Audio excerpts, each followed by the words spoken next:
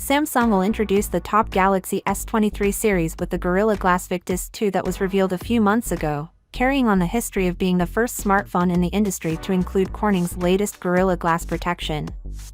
Corning introduced the Gorilla Glass Victus 2, claiming that it is built of a new glass composition and is meant to give superior drop performance on uneven surfaces such as concrete and asphalt. This implies that the screens on the Galaxy S23 series of smartphones will be more robust. Our next generation of Galaxy flagship smartphones are the first to use Corning Gorilla Glass Victus 2, enabling enhanced durability and increased sustainability at the same time, Stephanie Choi, Executive Vice President and CMO of Samsung Electronics, said in a statement. According to Corning's study, 84% of customers in 3 of the main smartphone markets, China, India, and the United States, rank durability as the second most important purchase criterion behind the smartphone brand itself. Corning announced at the Gorilla Glass Victus 2 unveiling that the glass had completed lab testing in which it withstood fall of up to 1 meter on a surface resembling concrete.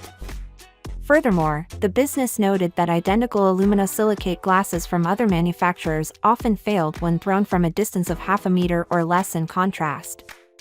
Furthermore, Gorilla Glass Victus 2 withstood drops of up to 2 meters on an asphalt-like surface and retained scratch resistance up to 4 times better than competing aluminosilicate.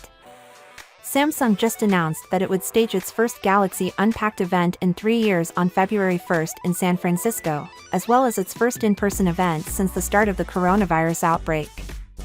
The firm has also indicated that the debut of the Galaxy S23 series would be live-streamed on different platforms such as Samsung's official YouTube channel, Samsung Newsroom, Samsung.com, and Samsung India's YouTube channel.